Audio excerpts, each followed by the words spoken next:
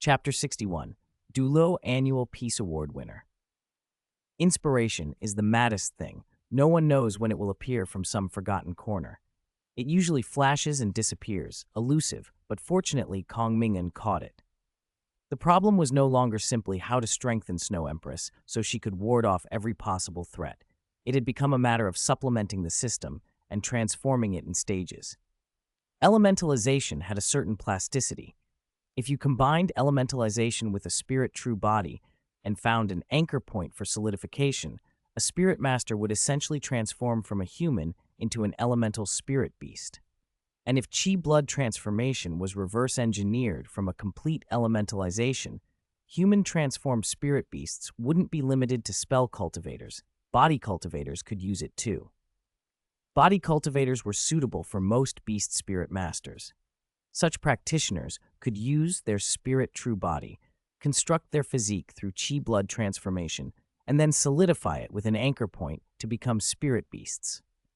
The reverse was also true. Almost all spirit beasts could adopt the method of body cultivators to transform into humans without loss. The line between humans and spirit beasts would blur. Ming'an murmured, face clouded. The conflict between humans and spirit beasts was rooted in the way spirit rings were acquired. Coupled with humans' short lifespans, fast iteration, and rapid cultivation compared to spirit beasts' long lives, slow iteration, and slow cultivation, the extinction of spirit beasts seemed almost inevitable over a long stretch. But if the boundary began to blur, if humans could freely become spirit beasts and spirit beasts could freely become humans, everything could change. Imagine comments like, "What do you mean I'm different from you? That's just my combat form." Or, "Bro, your spirit beast form is awesome. How do you transform? Teach me." Or, "I'll fight in my spirit beast form." Ming'an didn't even have to think hard. He knew such situations would happen. Humans and spirit beasts would probably fuse, like the ethnic fusions he had observed in his previous life's history, and after a few generations, the peoples might merge until indistinguishable. He clicked his tongue. He had set out to find a way to strengthen Snow Empress and wound up thinking about secondary system supplements and phase transformations, and realized this direction could bring world peace. If the Douluo plane had a Nobel, he might deserve a peace prize. Ming'an shook his head and pushed down the impulse. If this method were promoted and nudged along, the chance of success would be high. If the problems of spirit ring and spirit bone acquisition were solved and proper policies were implemented continent-wide, full fusion of humans and spirit beasts would be achievable. Creating new ways to obtain spirit rings and spirit bones wasn't beyond him. From his current research, he could shape blank spirit rings with pure energy. Spirit bones could be bought, studied, and from that the principles deduced to create artificial spirit bones. In short, if he wanted to, resolving the human-spirit-beast conflict and merging the two races wouldn't be too hard. But in reality, he didn't have to do it. He was human. Apart from Snow Empress and the land of extreme north spirit beasts, he didn't care if all other spirit beasts died. He wasn't some great philanthropist. Why bother if he had nothing better to do? His immediate priority was to finish the full version of elementalization, perfect the spell cultivator system, and continue deducing from there. Snow Empress's spirit ring problem would then be easy to handle. He ran the numbers. Snow Empress needed time to recover. There would be a period before her origin fully healed. That time could be used to complete elementalization. It should be enough. He felt like someone returning to the lab after a 10-day vacation, refreshed and eager to work. He welcomed it. Balancing work and rest, exploring the Tao in the unknown, this was addictive. The blue flowing light in his eyes sharpened.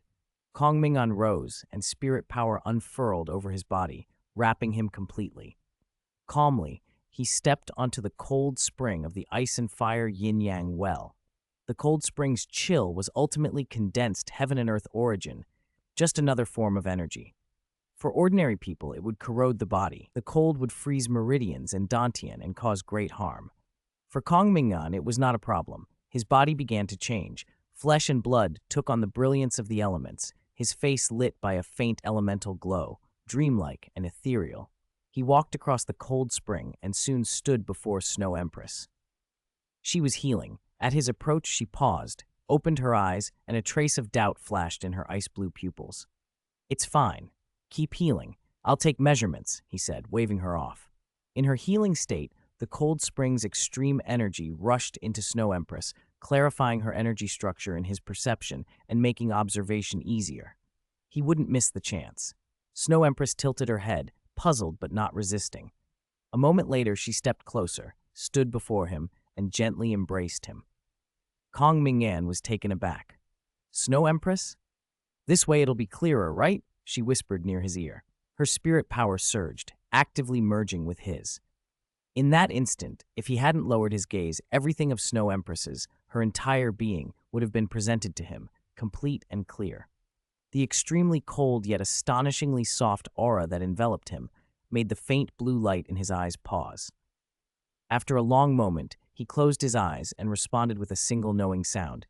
In the distance, Tanya, who had just finished marking the planting area, watched the two figures embraced amid the white, cold mist rising from the spring and couldn't help a little pout. They really don't care if they're seen.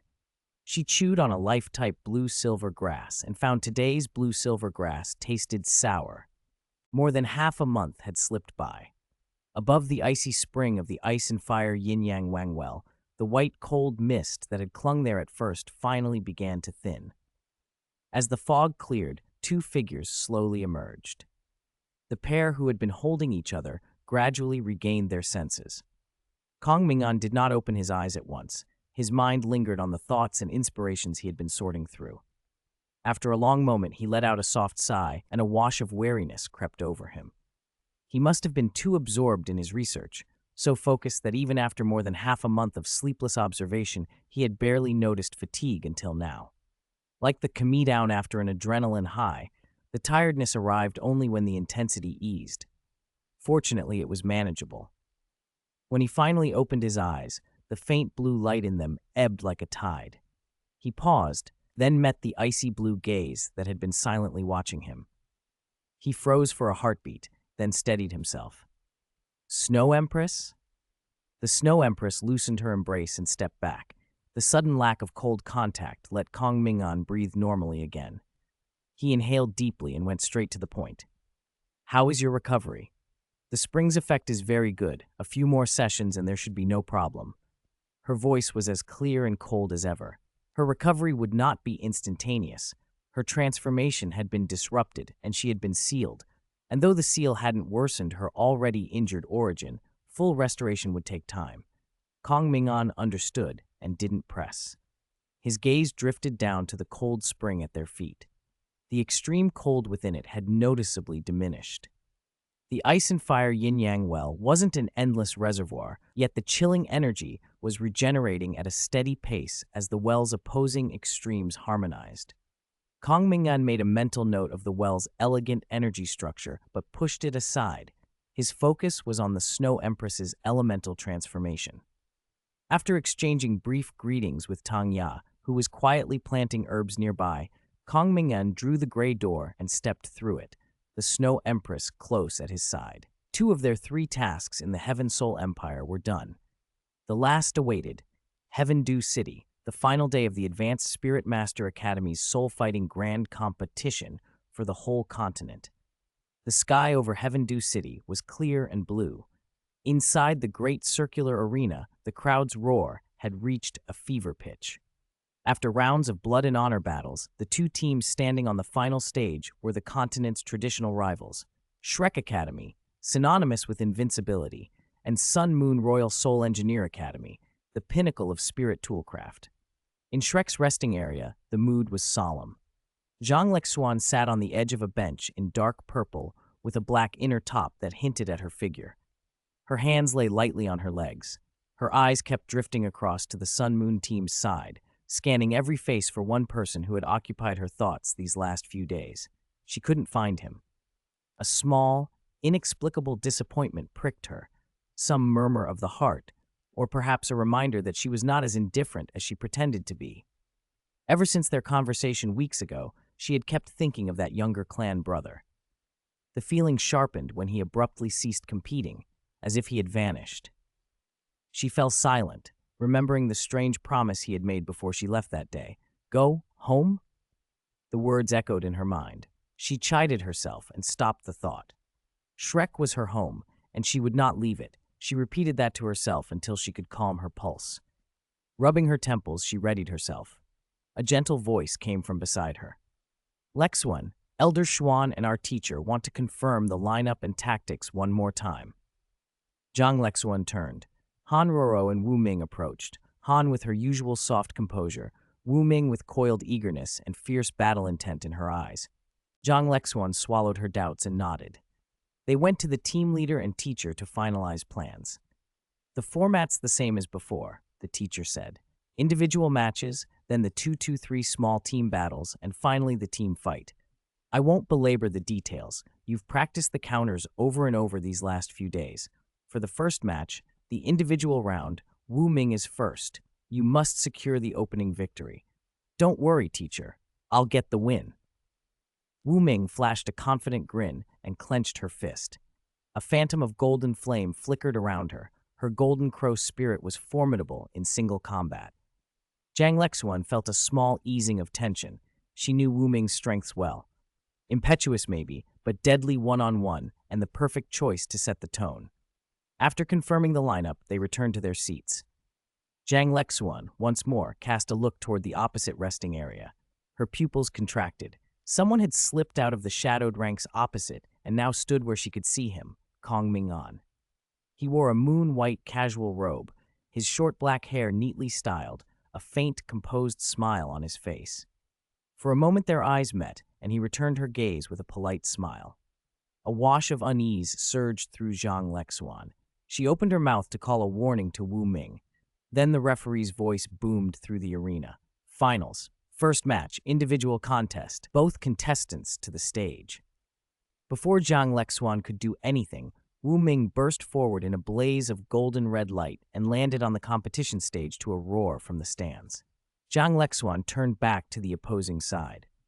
Kong Ming'an inclined his head in a slight nod, and then in a blink, he was already on the stage opposite Wu Ming. He was participating in the match himself. Chapter 63, Wu Ming, the Stubborn One. When Kong Ming'an suddenly appeared on the competition stage, the arena fell silent for a heartbeat, then erupted into a roar far louder than before.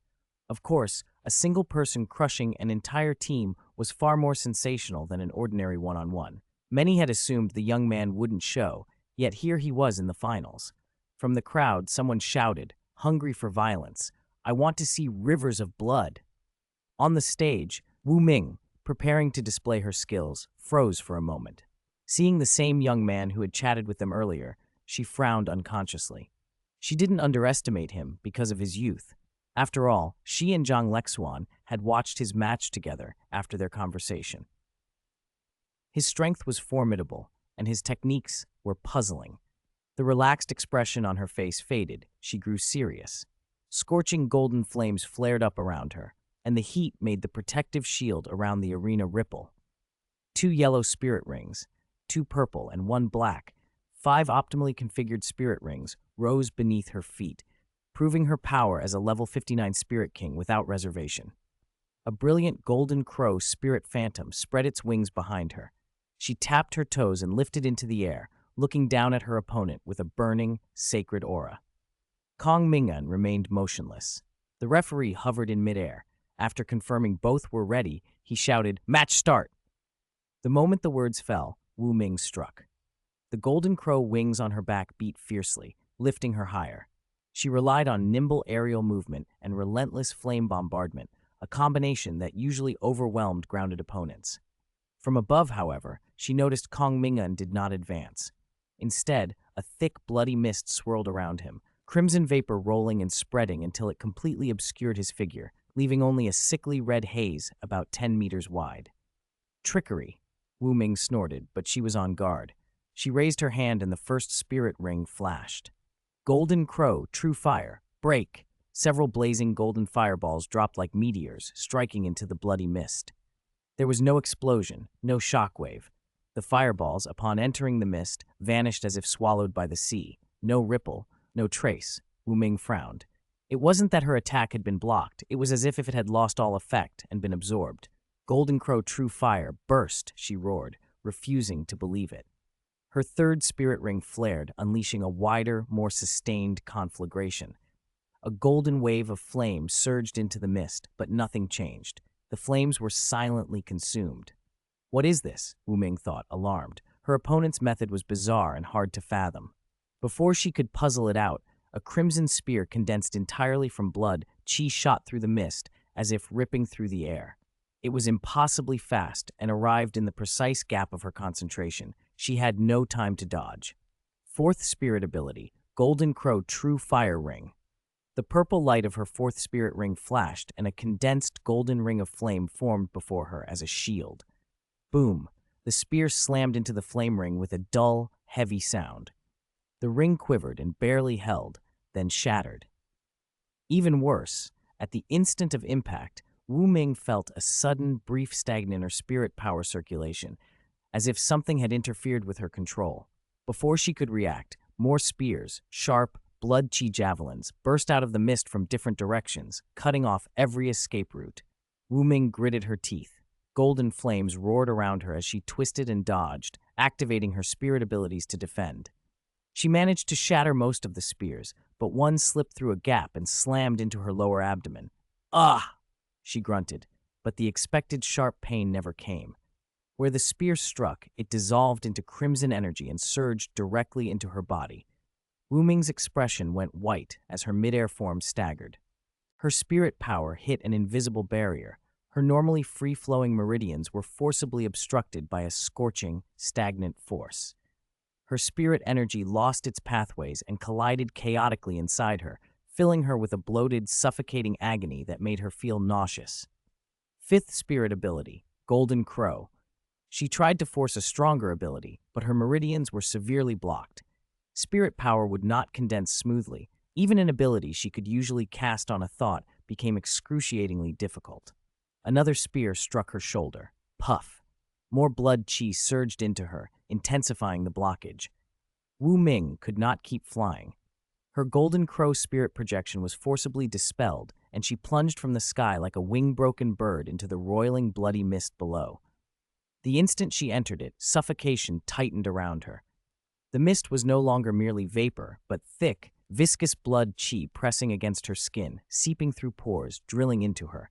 Her meridians were completely clogged, her spirit power sealed inside, unable to move. It felt like being trapped in a viscous pool, held down while a cold tide of despair slowly pulled her under. Am I going to die? The thought brought raw fear. Tears welled in the corners of her eyes, and despair clouded her vision. Death did not come. Instead, she fell into an embrace that was neither wide nor rough, but steady. The choking pressure eased a little. Wu Ming blinked and lifted her head. Through blurred vision, she saw the young man's handsome face close at hand, his black eyes calm and composed. Her heart stuttered. "Do you surrender?" he asked, his voice clear and cold. No mockery, no triumph, only calm inquiry. Reality snapped back to Wu Ming. The fear and despair turned into a burning humiliation. She gnashed her teeth and, stubborn to the core, spat back, "Never!" Chapter 64. Physical Cultivator. Do you dare to let me get within 10 meters? Kong Ming'an said nothing as he looked at Wu Ming's stubbornly defiant expression. He merely gave a slight thought. Ugh! Wu Ming suddenly felt her vital energy and blood surge, pressure flooding her body. That terrifying sensation of her spirit power being completely locked down, like drowning alive, assailed her again, even more intense than before. Immense fear and despair shattered her will. I surrender! I surrender! She gasped, voice cracking with a sob. The moment she spoke, the suffocating pressure receded like a retreating tide. Her meridians remained blocked and painful, but at least she could breathe normally. Her face was flushed as she sank into Kong Ming'an's arms, clothes damp with cold sweat, gasping for air. The bloody mist that had shrouded the stage slowly thinned and fell away, revealing Kong Ming'an standing calm and composed, holding an almost spent Wu Ming. The referee blinked, then called out loudly, "First match of the individual competition, Sun Moon Royal Soul Engineer Academy, victory." For a heartbeat, the venue went silent, then erupted into thunderous cheers. Kong Ming'an relaxed and stepped back. Wu Ming staggered, steadied herself with a supporting hand from him, and could only feel how weak her legs were. Her spirit power felt congealed inside her meridians, completely unusable. She had never experienced anything like it. She felt almost alien in her own body, unable even to perform simple actions without effort. After a moment of struggling to adapt, she gave Kong Ming'an a look full of complicated feelings, then lowered her head and left the stage, dejected. Kong Ming'an waited calmly for his next opponent. What had he just done? It was simple in principle. He had used his highly condensed vital energy and blood to forcibly invade the opponent's body, disrupting and blocking the circulation of her spirit power. The effect was like sealing magic. Because he had synchronized the outward use of vital energy and blood with spirit power and mental force, the technique also worked against materialized spirit abilities, shattering their energy structure. Effectively, a spell-breaking attack. When his vital energy and blood condensed into a mist and spread out, as he had just done, it behaved like a domain unfolding. It was a nascent, crude thing, but it was a blood-chi domain, unique to body cultivators. Inside the blood-chi domain, the use of spirit abilities was severely hampered. Spirit masters who were not body cultivators would find their bodies corroded by the vital energy and blood, achieving an effective locking down of their powers. This was a far more thorough sealing than simply using vital energy and blood to strike. It completely locked the body's spirit power. A strange thought flickered through Kong Ming'an's mind. The research into applications of vital energy and blood seemed to be developing in a direction that specifically targeted spell cultivators. He shook his head and put the thought aside. Odd as it was, he had to admit the method was devastating against traditional spirit masters. Although the blood chi domain he'd released was crude, only a bloody mist with a radius of 10 meters, its short reach was normally a glaring weakness. But on a competition stage, that limitation could be turned into an advantage. Who said body cultivators only had raw stats and no tactical mechanics? Over in the Shrek team's resting area, everyone crowded around the pale-faced Wu Ming. "Wu Ming, are you hurt? Can you stand?" Han Ruoro asked, worry etched on her face. Wu Ming shook her head. Her voice was hoarse and had lost its earlier confidence. Her eyes were slightly unfocused, and she looked, for the first time, broken. No injuries, but I can't use my spirit power at all. My meridians, something is blocking them. Except for my physical strength as a spirit king, I'm almost an ordinary person now. I probably won't be able to continue." The Shrek team went silent as a stone. Zhang Lexuan felt his heart drop. His worst fears had been realized. That bizarre ability on the other side was the bane of spirit masters. The team leader's face had gone ashen. He glanced toward Elder Xuan, who watched the distant stage in silence. "Elder Xuan, did you figure out what method the opponent used?" the team leader asked hoarsely. Xuanzi didn't avert his gaze from the stage. After a long moment, he shook his head. "Unknown," the team leader swallowed, regretting the question. He forced himself to recollect the match he just watched, and then spoke in a low voice, cautious. "His interference with spirit power circulation seems tied to that bloody mist. And his attack methods. Li Yi, you're up." Li Yi, lean and sharp-eyed, nodded. He was the team's agility assassin spirit king, fast, excellent at long-range hit-and-run attacks, and attuned to wind elements. Perhaps, the leader reasoned, Li Yi could tear through the bloody mist and find an opening. Li Yi stepped onto the stage carrying the team's hopes. But he was defeated even faster than Wu Ming. He came back pale, reporting that his spirit power had been rendered unusable and that he couldn't continue. Though his speed was extraordinary, the opposing young man's bloody mist had shown a terrifying adaptability. It changed and tracked Li Yi's main body. The opponent's extraordinary physical prowess meant he could close distances without using spirit power. One sprint, and Li Yi was upon him. A thrown blood-red spear blocked movement. Blood-red chains bound him, and he was dragged into the mist. It ended decisively. The Shrek resting area fell into a dead, stunned silence. 2 consecutive losses would be bad enough, but to have 2 Spirit Kings, core players, suddenly unable to fight, that kind of damage had not been accounted for. Hanruro stood slowly, determination hardening her features. "Teacher, let me go next." "You." The team leader hesitated, torn. "Roro, your control-type abilities are powerful, but the opponent's method..." Teacher, I'm only going to probe, Hanroro interrupted softly but firmly.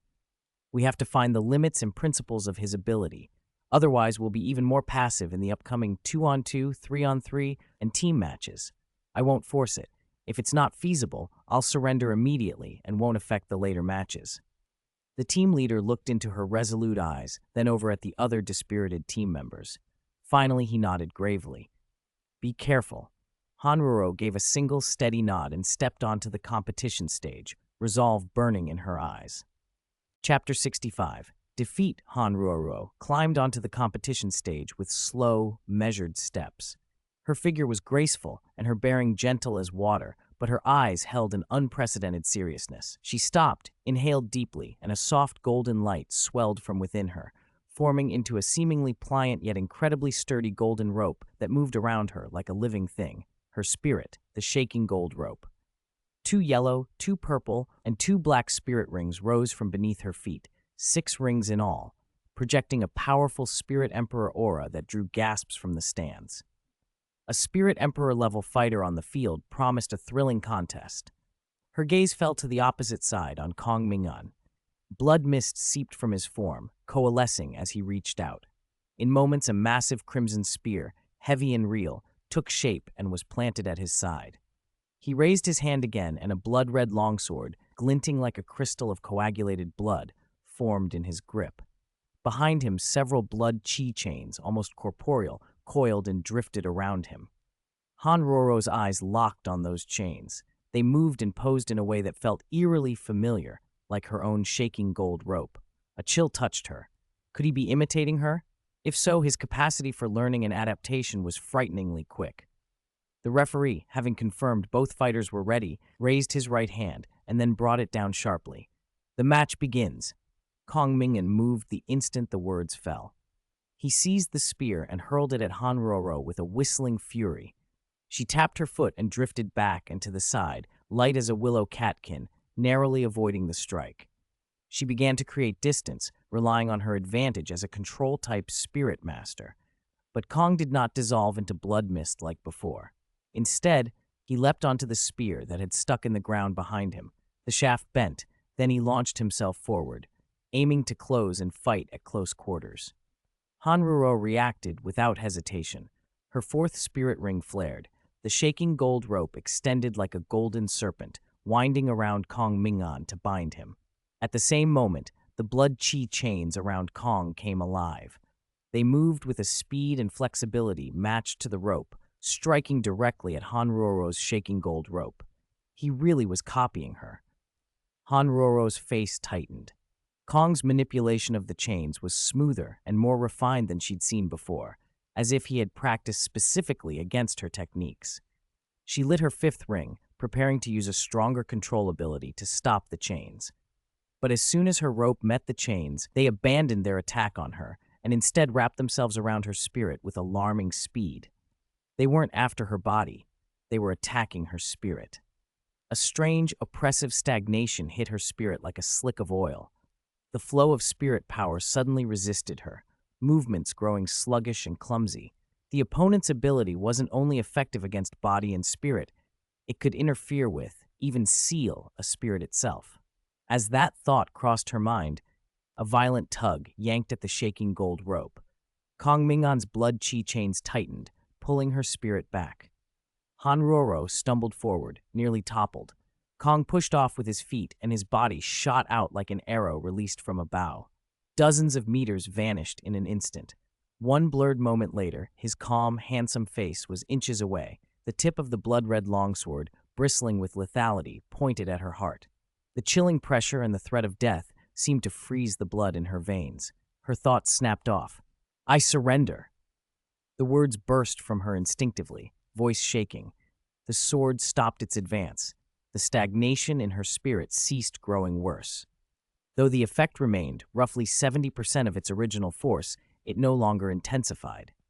Relief flooded her at the escape from instant death. She gasped and met Kong Ming'an's unruffled black eyes. For a moment, she thought she saw a trace of regret in them, as if he lamented that she had conceded so quickly and robbed him of the chance to finish his test. She allowed herself a small, bitter relief, At least he had observed the rules. Otherwise, she might not even be allowed to continue in the tournament. Slowly, she drew back the dimmed, shaking gold rope and gave him a small, dry nod. "Thank you for showing mercy," she said, then turned and walked down from the stage, each step heavier than the last. A short while later, the referee confirmed Shrek conceded the individual match. Kong Ming'an's side took the win. In Shrek's rest area, the atmosphere was suffocating. Han Roro sat pale-faced but composed, gathering her spirits and recounting what had happened. She stressed that his ability could affect spirits themselves and that his speed of learning and adaptation was terrifying. Every face around her fell. Whatever faint hope they'd harbored was gone. All 3 of their individual matches had been lost, and none had lasted 3 minutes. Swift, clean defeats. The complacent joy of past victories evaporated, replaced by mounting pressure and confusion. Shrek's team leader looked grim.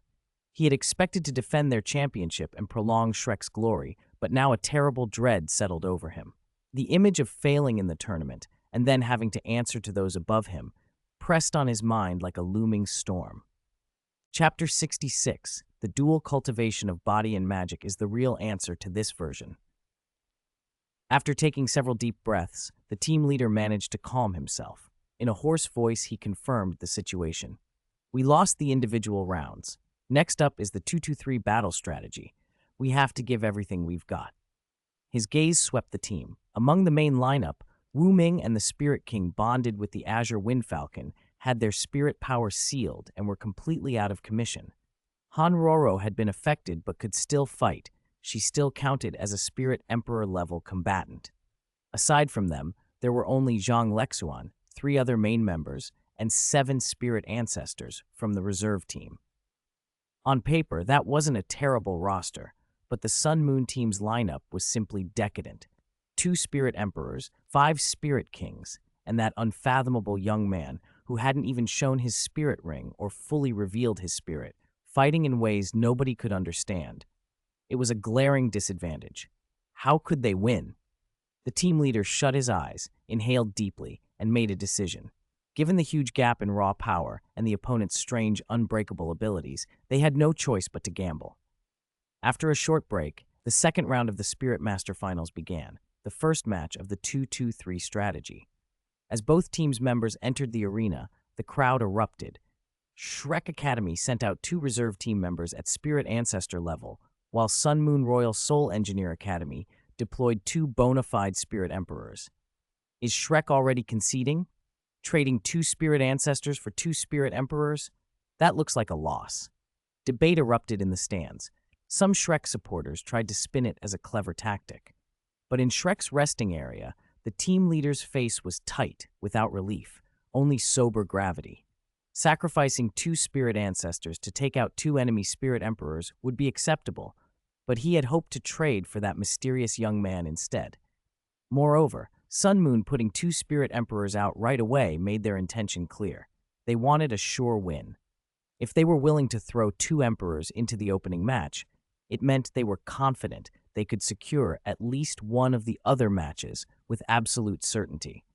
Combine that with the strange young man's earlier performance, and the team leader's expression grew heavy. The opponents probably didn't care how Shrek arranged its lineup. They likely didn't even plan to drag things to the 3rd round. Their goal was to crush Shrek's pride as efficiently as possible. As if to confirm his fear, the first 2-2-3 match concluded quickly. Shrek lost. The arena's Soul Guide display immediately announced the roster for the second match. Shrek sent out Zhang Lexuan, paired with a support system Spirit King. Sun Moon put forward Kong Ming'an, also paired with a support system Spirit King. The team leader's heart leaped to his throat. Everything now depended on this match. Zhang Lexuan stepped onto the stage, tall, graceful, her dark battlesuit emphasizing her elegant lines. Her usually cool, clear eyes were now steeled with resolve. Her gaze swept the arena and settled on the conspicuous figure opposite her. A complicated expression crossed her face. She had never expected things to come this far. At first, she had only thought of the boy across from her as a handsome younger brother. Who would have thought that in only a few months, his victories would push Shrek into this desperate corner, to the point where they were running out of fighters? After a moment of silence, she spoke to him first. Can Wu Ming and the others recover? Don't worry, Sister Lexuan, Kong Ming'an answered with a smile, his expression unchanged. I only temporarily sealed their spirit power. I'll release them after the match. No lasting effects. Hearing that, Zhang Lexuan let out a small, involuntary sigh of relief. For some reason, his words felt credible to her, and she believed him without hesitation. She closed her eyes briefly. When she opened them, the confusion and distraction were gone, replaced by pure, unyielding battle intent. No matter how dire Shrek's situation was, she stood for Shrek now. It was her duty to win this fight. She would not hold back. Buzz! 2 yellow rings, 2 purple rings, and 2 black rings rose from beneath her feet. The spirit power that rose with them was intense and oppressive, far more condensed than Han Roro's earlier display. It was clearly the cultivation of someone one step from entering the Spirit Saint realm. Kong Ming'an's smile did not waver as he watched her go all out.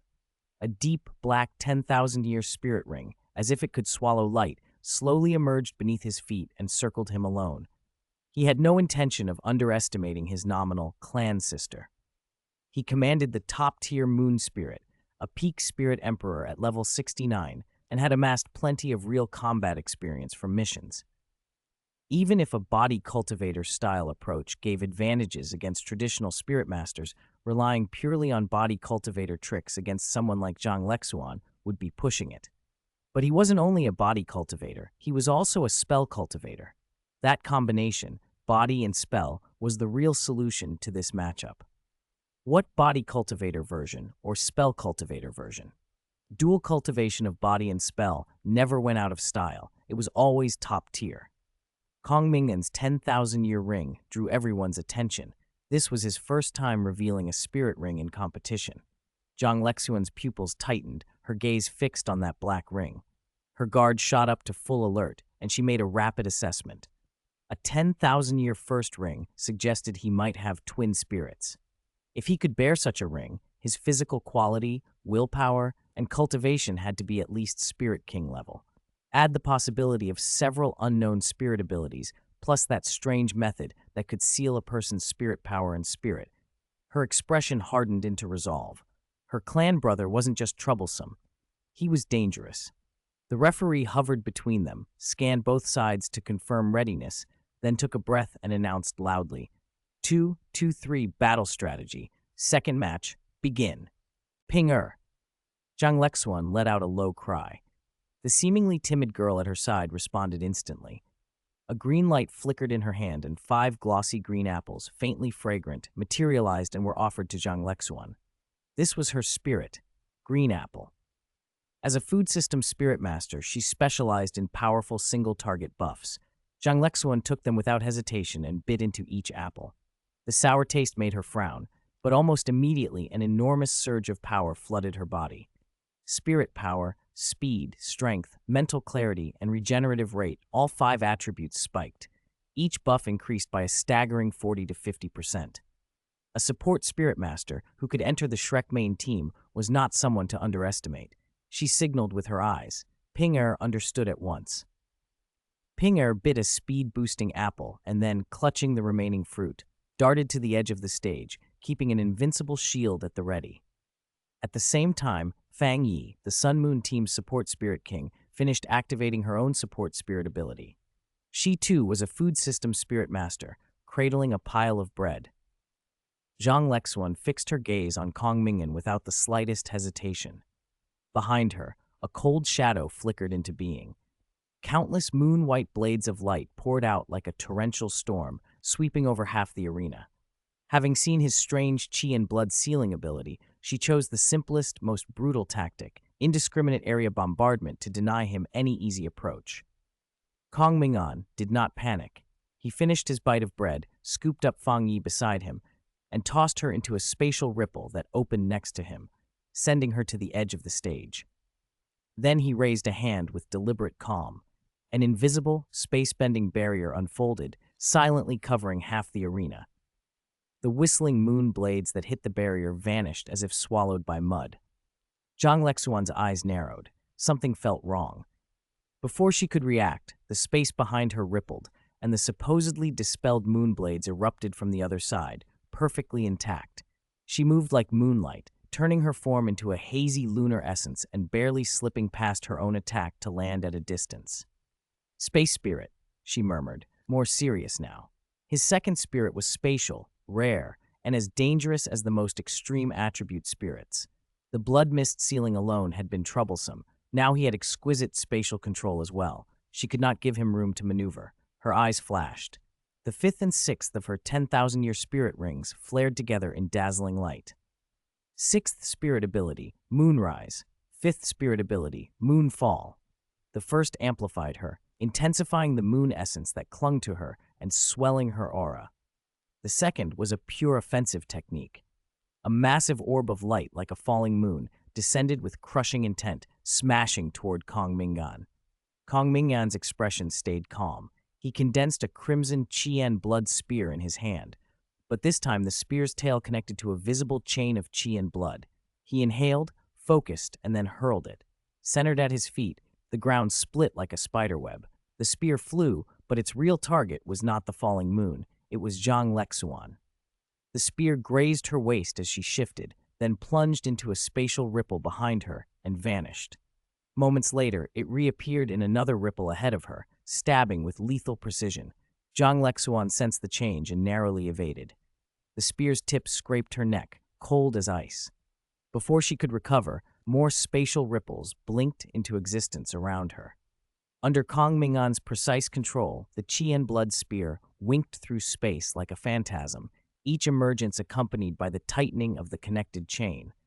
Crimson chains erupted like living tentacles from impossible angles, binding and constricting. She pushed her movement techniques to their limits, but each dodge shortened her options. One by one, more than a dozen chains snapped taut, fastening her wrists, ankles, waist, abdomen, even her neck. Her body froze in midair, immobilized. Kong Ming'an stepped silently from the ripples and stepped to a point not far in front of her. He paused, as if to command her to surrender. In that instant, Zhang Lexuan's eyes blazed with stubborn light. The moon essence around her flared brighter than ever. The figure bound by chains shimmered like a mirage, then vanished like a reflection. At almost the same time, behind Kong Ming'an, a streak of intense moon essence ignited. Zhang Lexuan's form reappeared like a wraith, a slender, razor-white moonblade condensed in her hand. She thrust without hesitation, aiming precisely at Kong Ming'an's lower abdomen, the spot that would decide the match most quickly without being fatal and that could be treated afterward. She poured every last reserve of spirit power and will into the strike. The moonblade sank home cleanly. For a heartbeat, she believed it had worked. Then the Kong Ming'an she'd stabbed trembled violently and split like an overfilled water sack. An intensely concentrated crimson mist exploded outward and engulfed Zhang Lexuan, close enough that she had no time to react. A suffocating chill robbed her lungs and clogged her spirit channels. Her meridians seized, her spirit power sealed. Even her connection to her spirit moon went fuzzy. Powerlessness and despair poured through her. The sensation dragged up the oldest wound, memories of the night her family had been slaughtered, raw and blinding. This was worse than any previous sealing. She clenched her teeth, will like iron, refusing to scream or yield. Her gaze locked on the young man who stood before her. She raised her leaden arm, gathered the last reserves of strength, and thrust her final punch forward. Chapter 68. The boss's health bar is showing bang. A weak punch slipped out and landed softly on Kong Ming'an's chest. He was clearly the real body, making only a faint sound, like a stifled sigh. With the last of her strength gone, Zhang Lexuan lost control of her limbs and slumped forward into a warm embrace.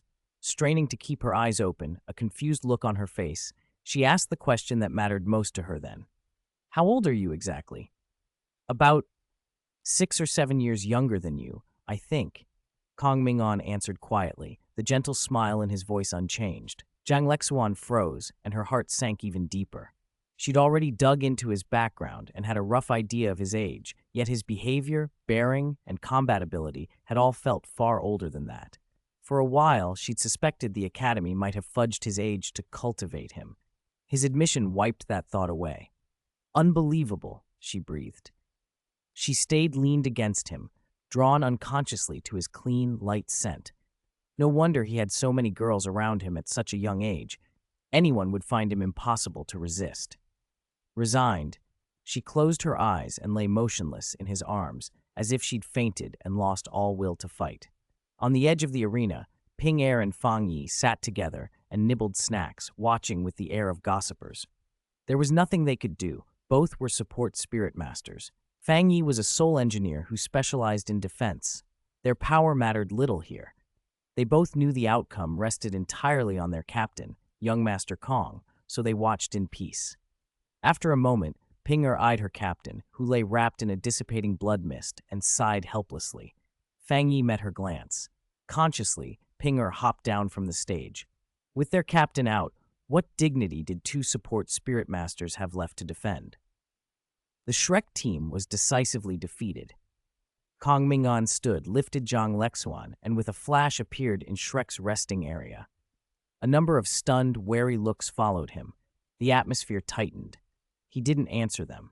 He carried Zhang Lexuan to a reclining chair, laid her down, and reached out to draw away the qi and blood energy that had blocked her meridians and disrupted her spirit. The faint pain made her make a muffled sound, but her spirit power returned. She was back. Zhang Lexuan blinked and looked at the young man with complicated feelings, then watched him turn to the assembled Shrek students and say calmly, "Those who fought me, come here. I'll help you recover." Silence. The Shrek students exchanged glances and said nothing. Up on the competition stage, the referee hovered, struggling to be heard. In a voice strained with disbelief, he announced, "Second round of the 2-2-3 battle strategy. Sun Moon Royal Soul Engineer Academy wins. By the rules of the competition, on behalf of the Tianhun Empire, I declare that the winner of this year's All-Continent Advanced Spirit Master Academy Soul Dueling Grand Finals is Sun Moon Royal Soul Engineer Academy." Boom. The arena erupted. Conversations, shoutings, and stunned cries crashed through the crowd. The fall of a legend drew far more attention than its rise. Today, the Shrek legend, undefeated for 10,000 years, had been pulled from its pedestal by Sun Moon Royal in a clean, almost crushing victory. The audience was in uproar. On the higher viewing platforms, the representatives of the major forces were mostly silent. No matter their previous opinions, Shrek's defeat had left a deep impression. As the academy that had produced a divinity 10,000 years ago, the school with an unbroken record spanning a millennium, Shrek's glory was written into the continent's history. That brilliance hung over the Douluo continent like a god. And now, on that golden radiance, a small but glaring crack had appeared. In short, the boss's health bar was showing. On the platform, Ju Zi, sharp in a tailored uniform and half-rimmed glasses, watched the scene below. "Proceed according to the original plan," she instructed the people beside her. "Yes," several voices replied. They moved briskly through the silent doorway behind them. Everything that had happened would be carried to the cities of the Douluo continent as fast as possible. Editors, already waiting, would turn the events into explosive articles within half an hour. Within an hour more, newspapers would be printed and distributed to every corner. Time passed. Outside Shrek's outer court, beside the freshman dorms, the afternoon sun was warm but not harsh. Under a large tree, an old man reclined in a chair, watching first years pass with easy eyes and an involuntary sigh. Youth is wonderful. A yellow stream of light descended nearby, resolving into a middle-aged man, flustered. "Elder Mu." Mu-En slowly opened his eyes, the lazy ease gone. He sat up and glanced at the newcomer. "What's the matter, Xiaojie?" "Terrible news, Elder Mu." Yan Xiaojie hurried over and thrust a newspaper at him. "We lost. Elder Mu, we lost." Mu-En looked at the paper, and after a second showed only mild surprise. They actually lost. There wasn't much disappointment in his voice. If anything, he sounded amused. "Elder Mu," Yan Xiaojie's panic deepened. "This is Shrek's glory. How can our 10,000-year brilliance be ruined like this? I think—" "Enough, Xiaojie." Mu-En interrupted and lay back down, speaking casually. "It's only the result of a match. How is that ruination?" "But Elder Mu, no buts." Mu-En watched the tree shadows sway above him, calm. Shrek has basked in that so-called glory for far too long. If it continues, it will be a disaster, not a blessing. This defeat may not be bad for Shrek at all. Chapter 69, Holy Soul Ring. Time moved slowly, and in the blink of an eye, more than a month had passed. The results of the All-Continent Advanced Spirit Master Academy Soul Fighting Tournament, pushed by the operations of the Ming'an Daily and its controlled public opinion network, swept across the continent like a storm. No major powers dared to comment openly, but the Ming'an Daily's newspapers ran freely and unchecked. What seemed at first like the simple outcome of an academy competition quietly altered the political atmosphere across the continent. At the same time, the Body Sect, once a hidden organization, made a public appearance at a royal banquet in the Tianhun Empire. Reporters claimed the Body Sect master, the emperor of the Tianhun Empire, and the vice president of Ming'an Commerce had all been present and talking in high spirits. Rumors of ties and cooperation between the Body Sect, Ming'an Commerce, and the Tianhun court began to spread, further muddying an already delicate situation. Kong Ming'an, who had orchestrated much of this, did not dwell on it. At the ice and fire yin-yang, on the Cold Spring side, a milky white chill mist rolled across the water. Through the haze, two ethereal figures could be seen embracing at the center of the spring. Icy energy flowed like a gentle stream into one of the figures, its aura bone-chilling. On the shore, Tanya sat with a tall girl, neatly golden hair, fair skin, a pretty face, startlingly long legs, and a pair of white rabbit ears perched cutely on her head. It was Jiang Nan Nan. In the original tale, Jiang Nan Nan had suffered family poverty and her mother's illness, which forced her into a terrible bargain with Shu Sanxi and left deep psychological scars. Now, thanks to the Enlightenment Plan, Kong Ming'an had launched early on. She had been identified as a genius commoner spirit master the moment she entered the academy. Ming'an Commerce quickly discovered and sponsored her. She still studied at Shrek Academy, but she was also a peripheral member of the Commerce and had become Tanya's roommate and close friend. Kong Ming'an had said he would assign an assistant to Tanya and left the choice to Ju Zi, who ultimately had Tanya choose personally. Tanya brought Jiang Nan Nan along. The two of them chewed on a tender sprig of blue-silver grass, drawing its life force while watching the scene in the cold spring and whispering to each other. "Sk. President Kong is really busy," Tanya murmured. "He talked with two other girls forever, and then he's been hugging a beautiful older sister. Hugging for an entire week." Tanya sighed softly. More than the president's absolute strength, how he'd led the Sun Moon team to defeat Shrek, as the papers had gushed over, she was impressed by how effortlessly he managed so many relationships at once, and how every one of them seemed so harmoniously balanced. After thinking a moment, she hugged Jiang Nan Nan and warned, "Nan Nan, you absolutely must keep your eyes open, and don't let any bad men fool you." Jiang Nan Nan blinked, momentarily puzzled by the seriousness in her friend's tone, then smiled faintly and nodded. I'll listen to Xiaoya. I definitely won't be deceived by men." Tanya narrowed her eyes and whispered, "What if it's the president who wants to deceive you?" Jiang Nan fell quiet and glanced unconsciously toward the pale blue figure in the cold spring, then looked away. "If the president deceives me, he must have his reasons. I trust the president." Tanya huffed inwardly. Confirmed, my best friend is beyond saving. She puckered her lips and chewed some blue-silver grass, feeling a little sour. Just then, the mist over the cold spring, still for several days, rippled. Kong Ming'an and the Snow Empress's shapes became clear, and, hand in hand, they walked across the ice toward the shore. Snow Empress's long white hair shimmered, and her aura was perfectly calm. With the cold spring's extreme icy energy aiding her healing, the wounds she had suffered on the God-sealing platform had basically closed after more than a month. Kong Ming'an sensed the gazes from the shore and swept his eyes across the bank. Tanya and Jiang Nan Nan, who had been whispering, immediately dropped their heads and stared intently at the sprig of blue-silver grass between their feet, as if to say, "This blue-silver grass is truly blue-silver grass." "What's wrong?"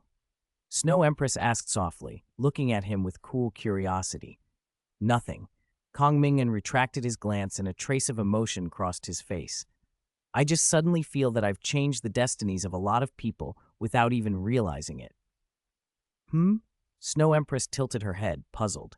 She couldn't quite grasp what he meant, so she leaned a little closer and tightened her grip on his hand. Without disturbing Tangya and Jiangnannen, Kong Ming'an led Snow Empress to the far side of the cold spring and sat cross-legged on two nearby futons. As he carefully observed the energy structure of Snow Empress's body, working to complete an elementalization that was already more than 80% done, he also felt the spirit power surging in his own meridians reach a critical point. Level 20. From the moment he had acquired his first spirit ring until now, less than 2 years had passed. In those 2 years, most of his energy had been poured into research, experiments, and running things. Very little time had been spent on active cultivation. Yet he had reached level 20. That was not normal. The real reason he had advanced so quickly was that he had activated a cultivation cheat. With a single thought, a deep black spirit ring rose from his palm. This 10,000-year spirit ring, taken from a thorny dragon, did not hang inert in his hand. It rotated slowly like a nebula. At its center, a subtle but steady spirit power vortex spun, autonomously drawing origin chi from the surrounding world and converting it into pure spirit power. This was the Saint Guiding Spirit Ring. In Iliex's original world system, the Divine Throne of Seal, there existed world treasures known as spirit furnaces. A spirit furnace was not a weapon or piece of armor, but a special core-like existence that could integrate with its user and grant various miraculous abilities. The greatest function of the Saint Guiding Spirit Furnace was its ability to maintain a spirit power vortex independently, continuously accumulating spirit power for its owner so they could advance their realm. Chapter 70, Tang San's Bizarre Adventure. The so-called Sacred Guiding Spirit Ring was Iliex's modification of a spirit ring's internal structure, built on Kong Ming'an's early theory of spirit ring plasticity and borrowing the core idea of the Sacred Guiding Spirit Furnace. Its essence was to form and stabilize a vortex of spirit power within the ring and then solidify that structure. That gave it two major functions. First, fully automatic cultivation. The ring could continuously draw in surrounding heaven and earth origin chi and convert it into spirit power, steadily raising its owner's cultivation until a bottleneck was reached. In short, it was a cultivation cheat, perfect for those like Kong Ming'an who lacked time for traditional training. Second, an extension of the first, using the spirit ring itself as an energy storage. A spell cultivator could let the ring release spirit abilities from its own stored energy, sparing the spirit master's personal spirit power. This made spell cultivators far more reckless and effective with their abilities. Even so, when a spell cultivator unleashed high-intensity, continuous attacks, the ring's own self-recovery could still be strained. The Sacred Guiding Spirit Ring greatly improved that self-recovery, allowing the ring to rapidly absorb nearby origin chi to replenish its reserves. In short, the spell cultivator system had been strengthened again. Having come to understand the Spirit Master system of the Douluo world through the Spell Cultivator project, Iliex, the Saint Necromancer, continued his own experiments. Lately, he had been obsessively studying spirit ring fusion, trying to fuse multiple spirit rings and solidify them to extend their lifespans, perhaps even break the upper limit on ring age and approach the ideal of 9 million-year rings. Elder Yi was still very much Elder Yi. Kong Ming'an, however, entertained a different line of thought. Promising as it was, the specific experiment would have to wait until the Snow Empress's origin was fully restored and she actually possessed a spirit ring. Calming himself, Kong Ming'an refined the details of elementalization and considered what to look for in his second spirit ring. His priorities were clear. First, seek spirit beasts with rare attributes, those controlling time or destiny, for instance. Second, focus on two special types of creatures, the Mirror Shadow Beast and the Silver Essence Beast. The Mirror Shadow's innate mirror image replication and the Silver Essence's imprint were both exceedingly practical. If his conjecture held, he might be able to master nearly all elemental energy by exploiting these two abilities, rather than depending on absorbing spirit rings for elements. He had already dispatched teams to the Star Do Great Forest and the Ice-Sealed Forest to look for the beasts he needed. The 35,000-year-old Silver Essence Beast mentioned in the original records, and the Mirror Shadow Beast, which might even be extinct. Given his usual luck, he wasn't particularly worried. progress in such matters tended to go unusually smoothly for him. Just as he settled into observation to push elementalization forward, Kong Ming'an's expression shifted. He revealed the divine examination of destruction in his palm, and with the other hand drew a gray, semi-planar door beside him. When he opened it, something felt wrong. A flicker of doubt crossed his eyes. He steadied the divine examination to summon his backup, then glanced beyond the Bylin 7 Absolute Flower Poison Array. There, outside the array, a young man with an ordinary face and a trace of gloom in his eyes stood watching, Tang San. Tang San was outside the poison array, clothes tattered like a beggar's. His expression changed, and an inexplicable urge to howl at the sky rose inside him. 2 months. 2 months. Did he know how he had spent those 2 months? The Clear Sky sect lay within the Tianhun Empire, not far from the Sunset Forest. Logically, even on foot, he should have been able to get there in half a month at most. In reality, it had taken him a full 2 months. The Clear Sky sect had been under unexpected martial law. The mountain gate was heavily guarded, and Tang San's plans to leave collapsed. Then a fierce clash between 2 elders shattered 2 mountain peaks. One of those peaks was the Disciple Peak, where Tang San had been staying. The collapse crushed houses, pinned him beneath debris, contorted his bones, and displaced his internal organs. If he hadn't used the last of his divine sense to block the final falling boulder, he'd likely have died. He was fortunate to be taken down the mountain for treatment, and with the residual power of his divine sense, he recovered remarkably fast, in a little over a month. Once he left the mountain, Tang San went straight toward the Sunset Forest he had longed for. But the nightmare continued. On the first day out, he ran into 2 Spirit Emperor-level bandits who robbed him of all his money and luggage.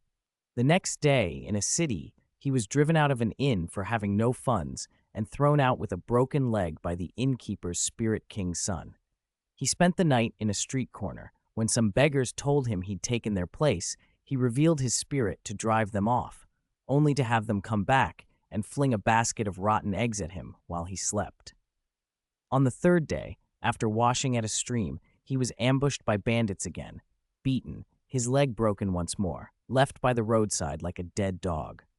On the 6th day, just as he began to recover and vowed vengeance, more misfortune followed. He had his leg broken by gate guards for not paying a toll, broke a hand, stealing food out of hunger, was chased by a spirit beast while sleeping in the forest, and trespassed into someone else's camp, only to be beaten up by 3 spirit ancestors as an invader. Recalling that stretch of time, Tang San's face twisted. From the moment he left the mountain until he stood before the Bylin 7 Absolute Flower Poison Array, he had been hit, robbed, beaten, or otherwise maimed, every day a fresh wound. It felt as if the world itself singled him out. Not a single day had been normal. Yet now, at last, relief seemed within reach. If he revealed his divine examination, displayed his divine aura, and declared his identity, the immortal herbs within the ice and fire yin-yang would surely surrender without hesitation. No hesitation. Tang San stepped forward. A faint thread of dwindling divine force separated from him as he activated the sea god divine examination. A blue-gold stream of divine energy flashed out, rippling toward the ice and fire yin-yang well. He stood with his hands behind his back, his expression detached, waiting quietly. 1 breath, 2 breaths, a minute, 2, half an hour. Something was wrong. Where were my immortal herbs? Chapter 71. It's a pity Tang San never joined Shrek. Infusing memories with divine sense, shaping a personality, replacing the original self. It's impressive he could come up with that. Inside the ice and fire yin-yang. Well, the god of destruction, summoned by Kong Ming'an through a god's trial, genuinely praised Tang San for the first time. He shook his head with a faint sigh and looked at Kong Ming'an. Although we can see his method, his soul and body are essentially original right now. Theoretically, he's a divine successor bearing a god's trial, so according to the rules of the god realm, I can't move against him. Kong Ming'an nodded. Filling memories and fashioning personalities was a familiar technique of Tang Fozu. In the original stories, Wang Donger, Wang Chuer, and even the stitched-together torment of Tang Wutong, these were all ultimately methods of Tang Fozu. He truly lived up to his name. He'd even found a loophole. The god of destruction paused, then laughed aloud. He waved his hand and projected Tang San's recent experiences before Kong Ming'an, a scene of Tang San being kicked around like a stray dog by several burly men on a roadside. Kong Ming'an stifled a cough. Even in projection, he could feel the Planewill's intense hatred radiating from it. The Planewill had a particular grudge against this former son of luck. Although this Tang San carries a god's trial and a trace of divine sense, the Planewill can't directly kill him, but making everything go wrong for him is effortless. Even the trace of divine sense has been worn down significantly during this period to keep him from being beaten to death. If it were to fully erupt, it could no longer unleash divinity-level power. And if it could, then he'd have once again violated the rules by descending divine sense. Then he poses no threat, Kong Ming'an concluded. If Tang San couldn't access divinity-level power, he wasn't dangerous. And if he did, the God of Destruction would have every reason to step in against God King Tang. The God of Destruction, who'd been left plenty of messes by old comrades, was unusually eager at the prospect of having a legitimate target to vent on. Watching someone serve as both a sandbag and a proxy for an old rival amused him immensely. The God of Destruction watched Tang San with casual interest. Tang San's expression outside the poison array shifted from calm to fury. His eyes reddened, he panted like a beast, and finally, overwhelmed by the poison array, he stomped off in disgust. The God of Destruction mostly treated him as a comic diversion. Kong Ming'an, however, considered whether this Tang San could be useful. Could he apply the sea god's trial to this Tang San to strip Tang Fozu of his sea god position? Or even go further and interfere with Tang Fozu's Asura god status? Besides improving oneself, weakening an enemy was a valid tactic. But God King Tang was currently isolated outside the Douluo plain, so opportunities were scarce until this Tang San showed up. Kong Ming'an watched as Tang San wandered and then, by chance, ran into a group of century-level flying spirit beasts and fled in panic. He thought, somewhat mischievously, that it would be a shame not to toss him into Shrek. The small interlude concerning Tang San ended there. He was still too weak to be of practical value beyond entertainment. To prevent any accidents, the God of Destruction placed a mark on him. If Tang San broke the rules, the God of Destruction would intervene. As a bonus, Kong Ming'an could use the God's trial to monitor Tang San's ill-fated life under the Planewill, an endless source of amusement. Time smoothed back into routine. Quietly, more than a month passed in the ice and fire yin-yang well. By the cold spring, Kong Ming'an sat in meditation, his aura restrained but subtly resonant with the surrounding elemental energy. He closed his eyes, raised one hand, and with a single thought, a layer of pure, translucent glow flowed beneath the skin of his arm. The arm took on an ethereal texture, as if condensed from the purest heaven and earth energy, while still retaining the feel of flesh and blood. The perfected form of elementalization was complete. A satisfied smile curved his lips. After this period of immersion, he had finally succeeded. He opened his eyes and found himself staring into a pair of ice-blue eyes exceptionally close to his own. The Snow Empress had arrived silently some time before. Her exquisitely cold face held a faint trace of inquiry and curiosity. Her long white hair fell naturally, and the shore breeze lifted it to brush his cheek. "Snow Empress?" he said. She started as if only then noticing their proximity. A subtle ripple crossed her chilly expression. She stepped back slightly and averted her gaze, her voice as cool as ever. "Nothing." Kong Ming'an chuckled softly but didn't press. He reached out and took her hand. Her palm felt cool and soft in his. Meeting those ice-blue eyes, he smiled and helped her to her feet. "Let's go."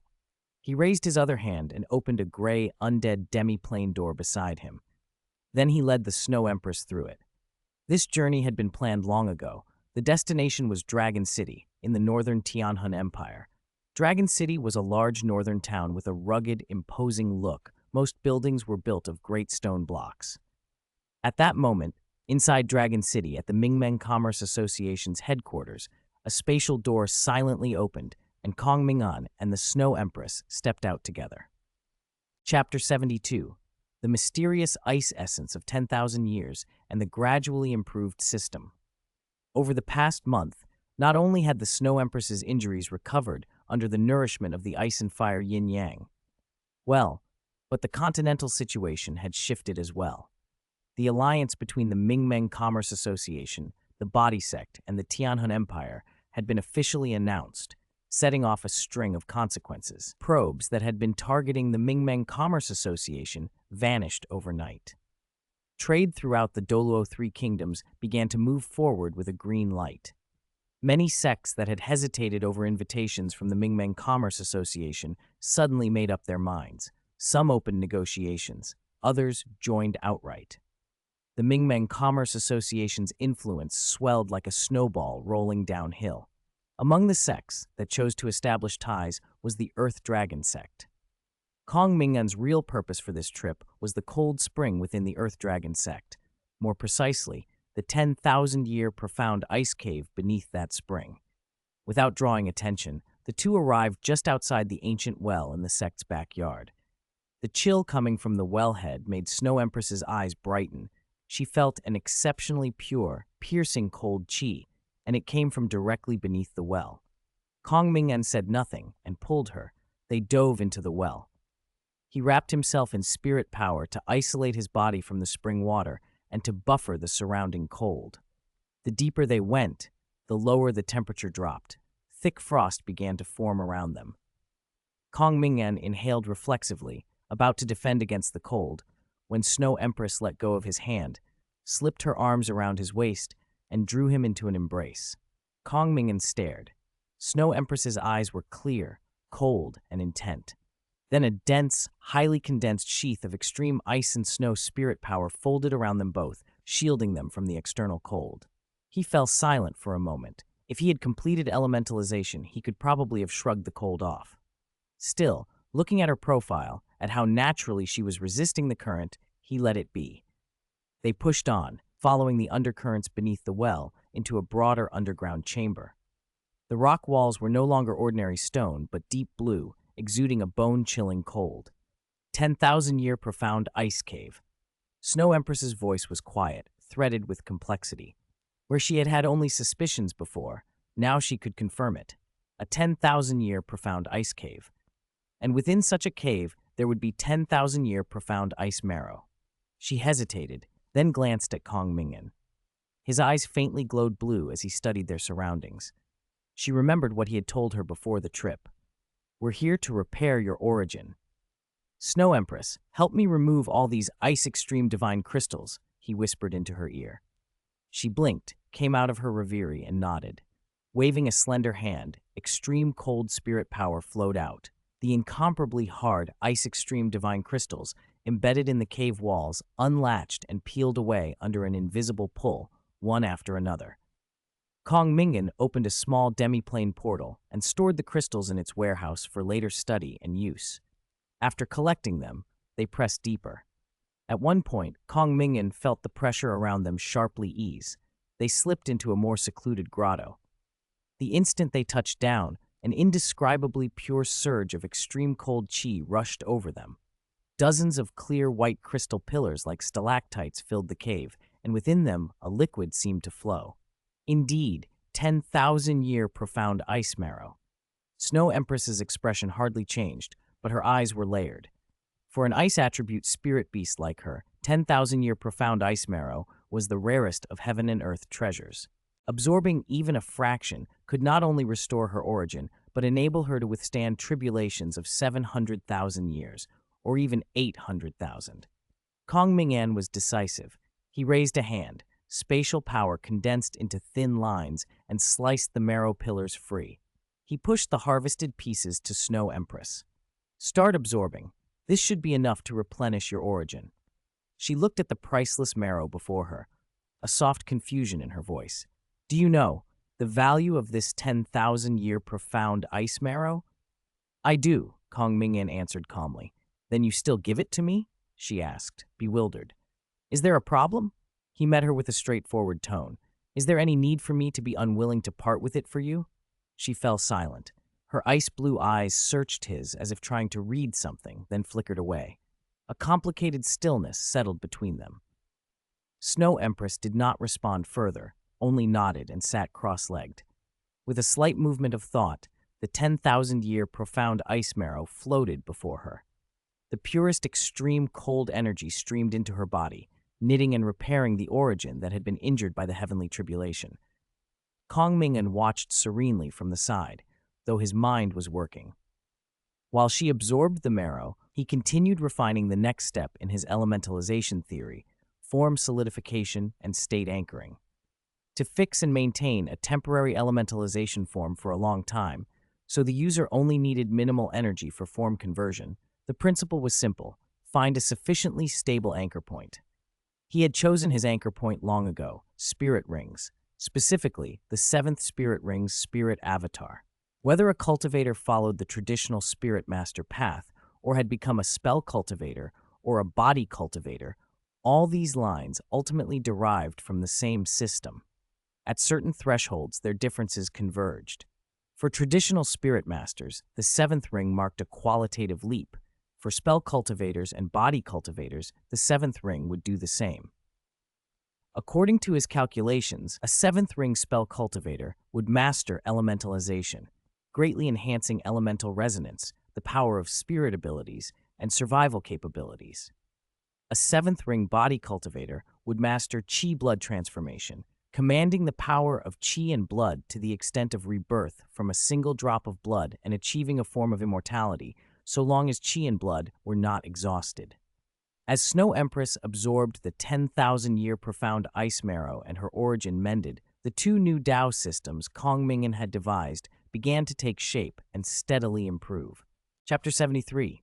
You don't want to lure Bing Di here, do you? Just as Kong Ming'an's path forward began to clarify, the Snow Empress finished absorbing the 10,000-year profound ice marrow. The process didn't take long, only 2 hours, and when she opened her eyes, the change in her aura was seismic.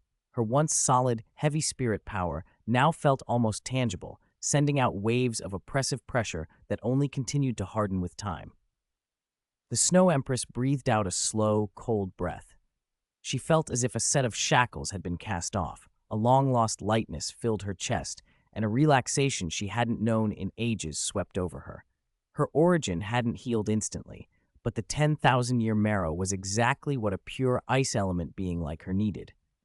After the initial absorption, though much of the marrow's energy still remained in her, her origin had already recovered by more than half.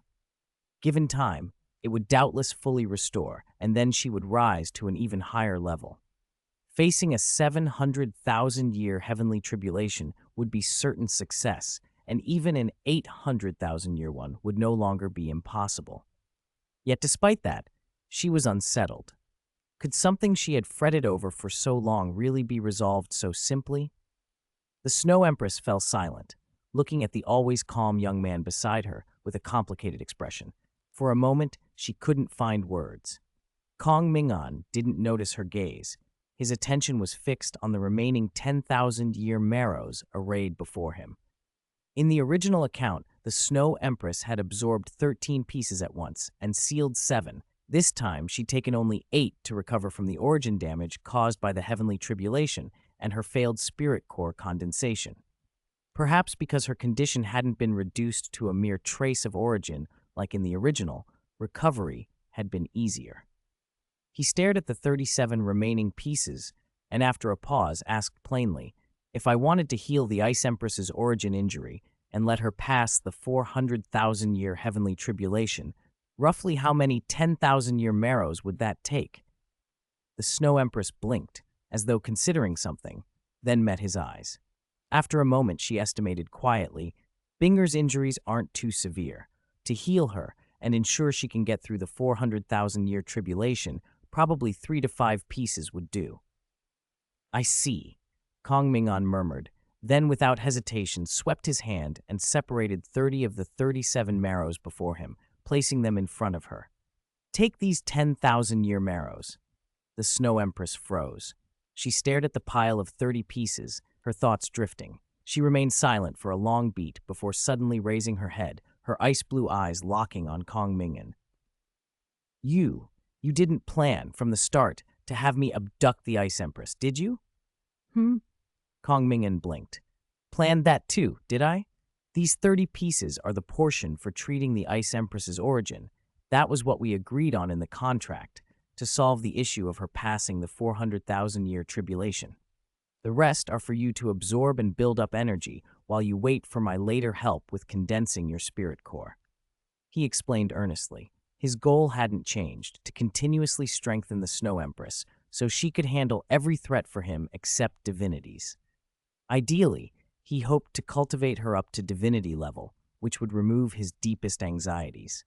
As for the Ice Empress, yes, as a 390,000-year spirit beast, he had some interest in her, but only as material and sample. From the Snow Empress's tone, though, Kong Ming'an knew she perceived his feelings about the Ice Empress quite differently. She was an unusual one. "That's how I see it. Do you understand?" When he finished, the Snow Empress still watched him with a barely perceptible ripple in her gaze. After a moment, she asked again, quietly, "Really?" Kong Ming'an felt a headache rise. "It's true." She fell silent, suspicion still whispering in her eyes. In most things, she trusted him without question. In this area alone, her doubts lingered. After a brief pause, she seemed to decide something, sighed softly, and her expression calmed. She gathered all 30 pieces, and as ever, took her place at his side, as if nothing had happened. Kong Ming'an scanned her face, unable to read her thoughts, but seeing her composed demeanor, he didn't press the matter. He stored the remaining 7 pieces of 10,000-year marrow as research material. With that, everything they'd gained from the 10,000-year profound ice cave had been accounted for. A flick of his hand opened a spatial portal, and the two stepped through to the undead demiplane. They emerged into a vast hall filled with transit portals, that each leading to a different city on the Douluo continent. Members of the Ming'an Commerce Association moved in and out of the gates, busy but orderly. The association's information and resource network sprawled here. They stopped before the portal to Snowfield City. The Snow Empress hesitated, turned to Kong Ming'an as if to speak, but then simply stepped into the portal and vanished. Kong Ming'an watched the portal where she disappeared. His expression shifted. He'd grown used to her constant presence, and now that she was gone, it left an odd hollowness. He felt a flutter of unease. Ever since Da Ming and Ming's assassination attempt, he'd been uncomfortable without a top-tier combat force by his side. Shaking off the feeling, he decided to return to Mingdu. Better to be home, and he could consult Elder Yi about his plans and have him calculate their feasibility. A few steps later, Juzi stepped out of a nearby portal in her usual fitted uniform. Her eyes brightened when she saw him, and she hurried over without hesitation. "President, the spirit beast you wanted has been captured." Chapter 74. Children, the threshold for Dharma cultivation is low. Come and learn. In Mingdu's Hall of Worship, inside one of the highest security laboratories, Kong Ming'an stepped out of the spatial doorway. Immediately, he felt 2 distinct auras pressing in from left and right, one sacred and silent, the other scorching and vast. To his left sat Elder Yi's secluded chamber, where the Elder was researching methods to extend spirit ring lifespans through ring fusion. To his right was the laboratory where his grandfather, Kong Deming, led a team of rank 9 soul engineers on a project to integrate natal spirit tools with body cultivators. The lab between them, fortified to the max, was clearly arranged by his grandfather and Elder Yi. Relaxing a little, Kong Ming'an set the beast-sealing platform Juzi had given him on the experimental table. Through its surface, he could clearly see the spirit beast inside. A ferocious face with bared fangs, a dog-like posture but thick limbs covered in silver-white scales that shimmered with an odd spirit power fluctuation. A silver eagle beast, as expected, he thought. Its cultivation was roughly 35,000 years. No surprise, the same one that appeared in the original work. Without hesitation, he unsealed the platform. The still-dazed beast was finished decisively, and a deep black spirit ring materialized. He produced a soul catcher to clear residual souls from the ring, stripping away the silver eagle beast's lingering soul, then sat cross-legged and began to absorb the ring. The absorption went smoothly, nothing unexpected. A few hours later, he had taken it in, and then he entered a temporary seclusion to purge the mountain of useless memories tethered to the ring, keeping only the purest soul skill module, Imprint. Fortunately, unlike many spirit beasts that possess multiple soul skill modules entangled with countless useless recollections, This Silver Eagle beast essentially only had imprint. That meant cleanup was simple, only one module to refine. The rest could be cleared mechanically. After a day of work, he had removed the useless memory fragments and retained only the pure imprint soul skill module. He breathed in and took out a yellow, century-old spirit ring, one crafted by the Snow Empress, carrying the soul skill module Snowfall. He injected spirit power. The ring consumed itself as a one-time trigger, unleashing the Snowfall module. Instantly, the lab chilled, and countless pure white snowflakes condensed in the air and fell like a dream. At that moment, his own spirit ring flashed. Imprint activated. The imprint succeeded. Kong Ming'an didn't hesitate. He raised a hand and pointed. The glacial aura burst forth again, yet this time it did not manifest as scattered snowflakes. It condensed into a single glacial blue mound, energy quietly resting on his fingertip. The ultimate ice and snow attribute unique to the Snow Empress was now at his command. "It worked," he said, a smile spreading across his face. His hypothesis, using imprint to absorb and replicate the soul skill modules of other attributes, thereby indirectly constructing and observing the corresponding elemental energy and mastering it, had been proven feasible. Imprint analyzed and recorded the energy structure frequency and operational mode of the target spirit ability, then replicated it into the imprinter's own soul skill module. In effect, it was a unique method of learning and engraving. In the original story, Huoguo had once imprinted Shu Sanxi's Xuanming displacement, proof that imprint could carry an ability's attribute along with its function. After all, if attributes could not be imprinted, a spatial ability like Xuanming displacement wouldn't transfer. Now with practice, Kong Ming'an had removed all doubt. He pulled out more spirit rings and set off a cascade of soul skill modules. The lab became a swirl of colors as lightning, flame, water spheres, wind blades, and dust effects were triggered and imprinted one after another. The rings were consumed, and gradually different elemental energies manifested in his palm. They coexisted without interference, each distinct yet harmonized. He had mastered all the basic elemental energies. Kong Ming'an experimented with elementalization for a while, then dispelled it and sat back down, eyes on the table as he thought. Imprint had clearly done more than help him learn new types of energy. Mastering different energies was almost a side effect. The moment imprint activated, the imprinted soul skill module analyzed and reproduced the target, accelerating his ability to condense his own soul skill modules. An idea ignited. Current spirit ring flushing technology, used to remove residual souls, useless memories, and soul skill modules from spirit rings, was already mature.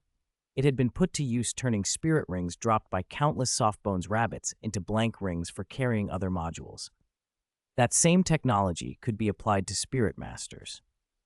By flushing a spirit master's existing rings into blanks, then using an imprinting tool to transfer a previously imprinted soul skill module onto those blank rings, one could edit a spirit master's set of spirit abilities directly.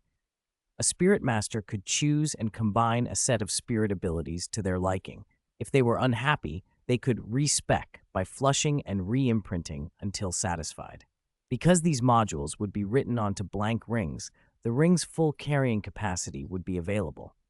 Essentially, a single ring could carry multiple soul skill modules like a spell cultivator's set and be used in much the same way. He considered the implications. So, was this a different kind of low-threshold spell cultivator? Chapter 75, Self-Condensation and Rubbing.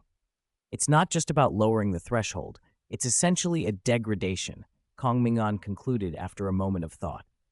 The casual respects, the arbitrary imprinting of desired spirit abilities, even a single spirit ring holding multiple spirit abilities. At first glance, it looked no different from orthodox spell cultivators, but in reality the method had obvious flaws. Soul skill modules generated by imprinting carried a spirit power load far greater than naturally produced spirit abilities, roughly 3 to 4 times higher.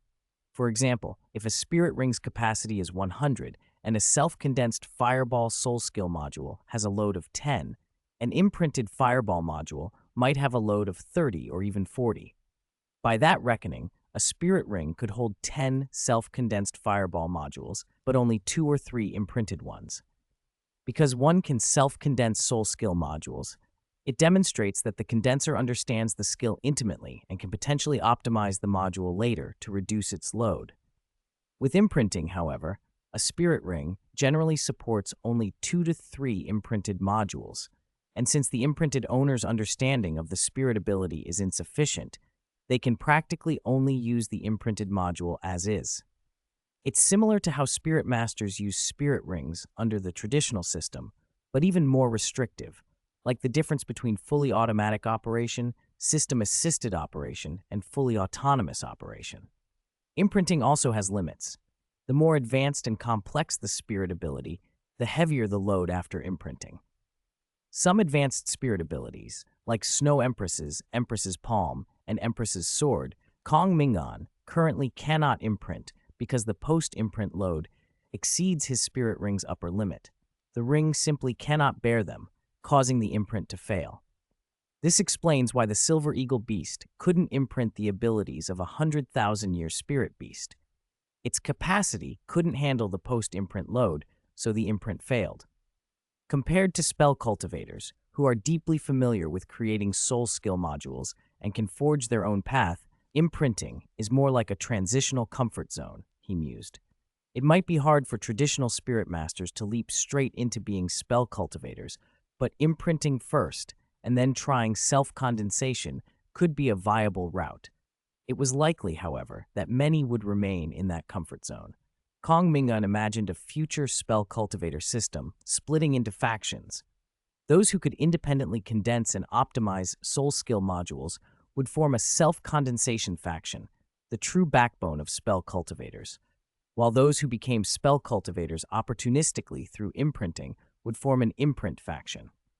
It was roughly the difference between an archmage and an ordinary mage. Kong Ming'an's thoughts kept branching. Imprinting had a unique advantage for highly standardized armies. Imagine every soldier's spirit abilities being uniform and reconfigurable at will.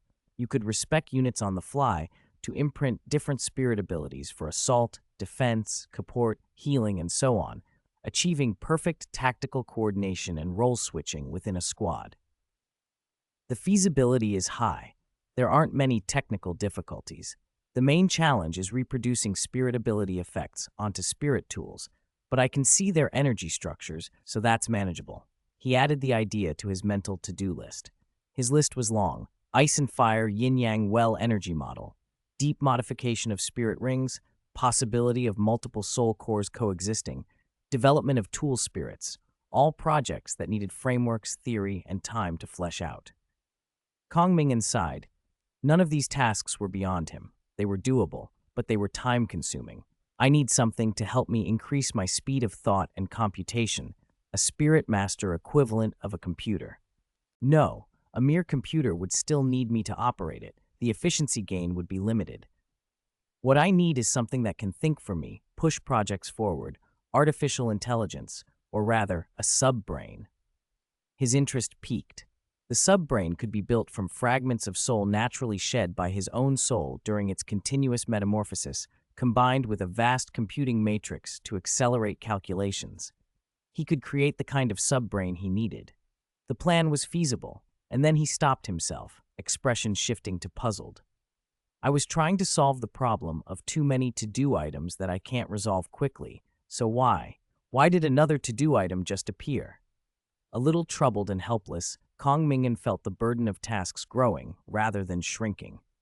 While he wrestled with his list, far to the north, the land of extreme north lay as ever, an eternal world of ice where fierce winds drove sharp blizzards and the landscape was nothing but dazzling white and deep ice blue. It was cold, silent, and lifeless, a place unfit for humans.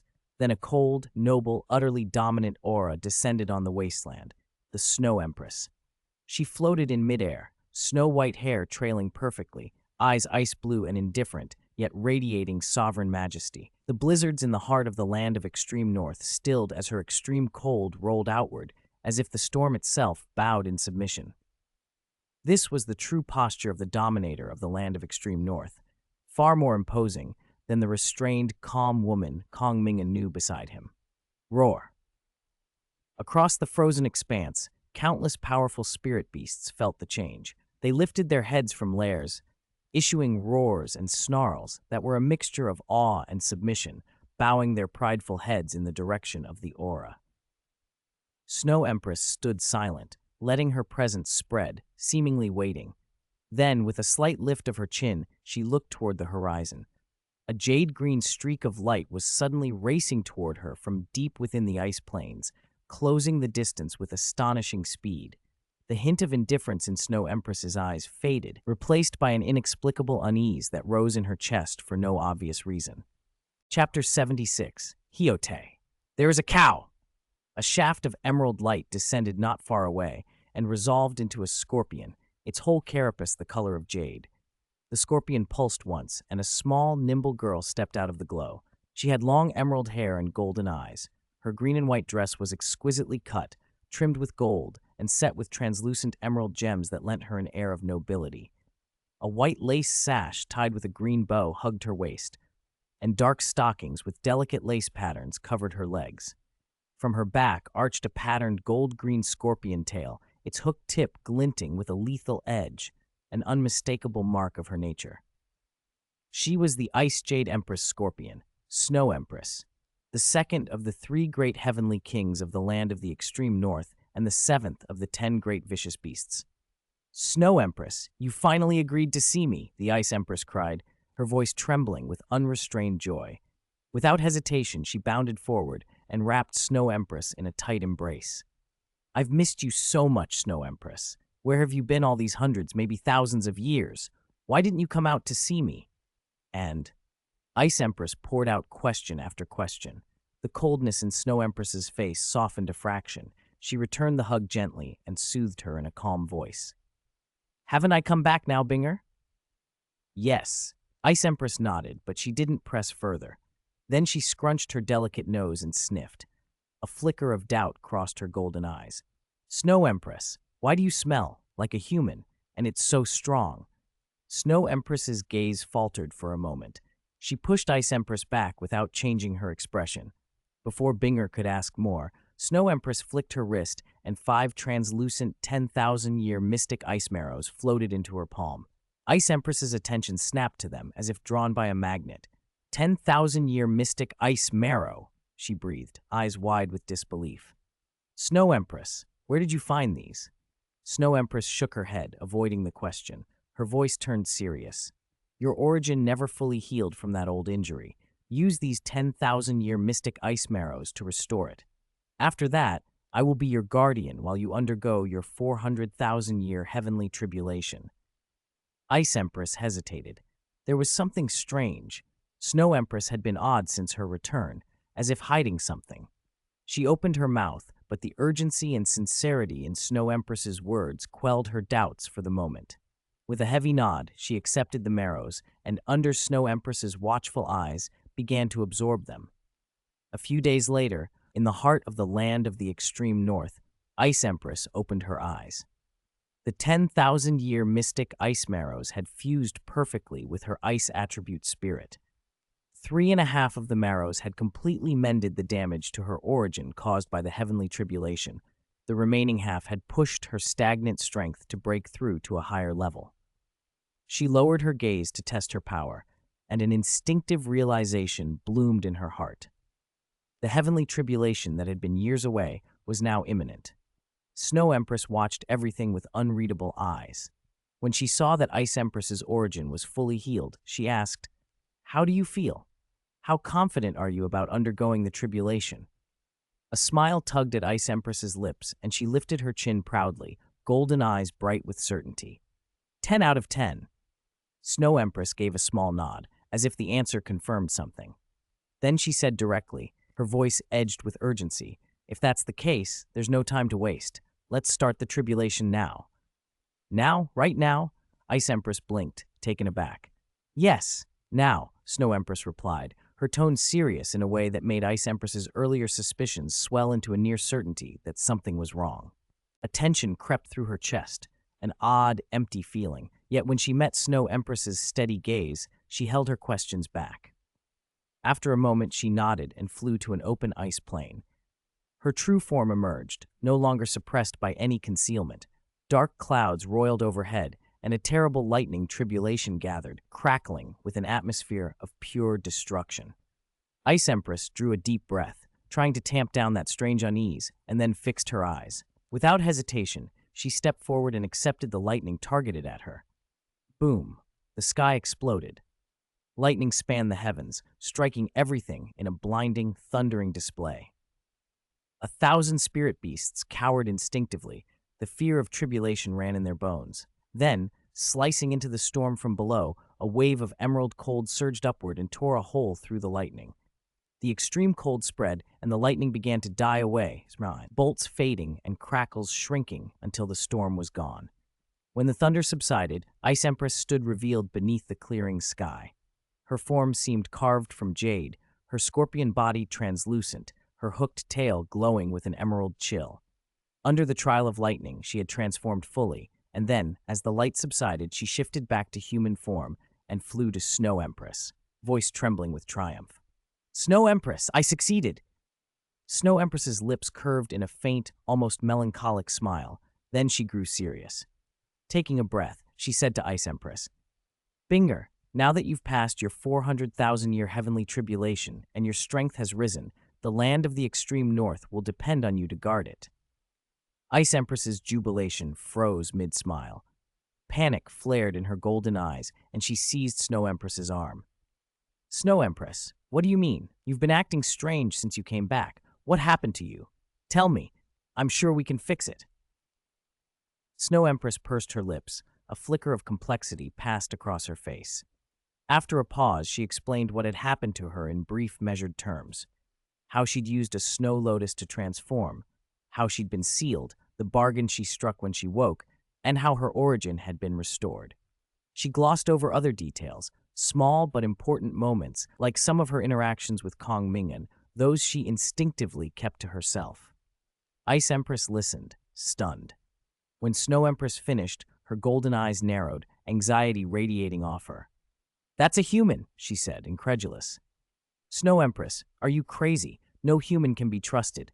He'll trick you into helping him, and once he's strong enough, he'll kill you to take your spirit ring and spirit bone." Snow Empress shook her head, voice quiet but stubborn. "He's different from other humans." Ice Empress stared, then suddenly felt a chill slide under her skin, an honest, gnawing unease. Something was definitely off. As the title says, tomorrow, the 27th, I'll post a 10,000-character update at noon. To be honest, being a bit of a salted fish, had planned to wait a few more days before releasing it, since the timing isn't perfect. But I don't have a choice.